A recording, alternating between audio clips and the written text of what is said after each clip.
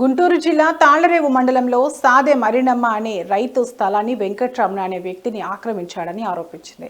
వెంటనే మరినమ్మ గ్రామంలో పెద్దలను ఆశ్రయించింది. వారందరూ కూడా ఆ స్థలం ఆవిడదే అని నిర్ధారించినప్పటికీ ఎవరి మాట లెక్క చేయకుండా వెంకట్రమణ ఈ స్థలం నాది అని ఆందోళన చేపట్టాడు. అనంతరం మరినమ్మ పోలీస్ స్టేషన్లో ఎలక్ట్రికల్ డిపార్ట్మెంట్కు ఎంఆర్ఓకు ఫిర్యాదు చేసింది. మా ఇంటి ఎదురుకుండా చిన్న స్థలం రేవు మన్నమ్మ గారి స్థలము.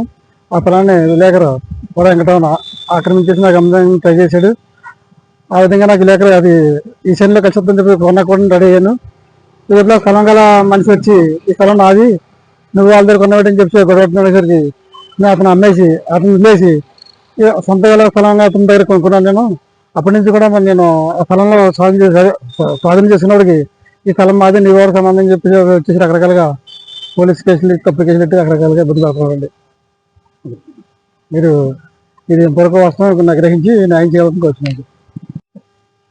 కారింగ్ ఎస్పీ గారికి కంప్లైంట్ ఇచ్చానండి, కరెంట్ ఆఫీస్లో కంప్లైంట్ ఇచ్చానండి, ఇక్కడ ఎంఆర్ఓ గారికి దగ్గర కంప్లైంట్ ఇచ్చానండి, పై అధికారులు కూడా ఇచ్చానండి. వాళ్ళ దగ్గర నుంచి నాకు ఏ స్పందన కలగలేదండి.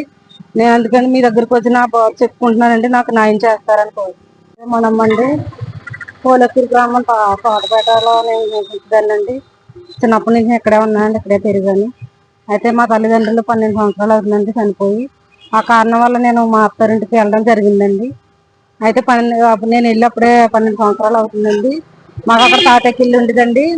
అది మా చుట్టుపక్కల ఉన్న ఓడ వెంకటరమణ గారికి దాన్ని చూడమని చెప్పడం జరిగిందండి. వచ్చే వరకు చూడమన్నామండి.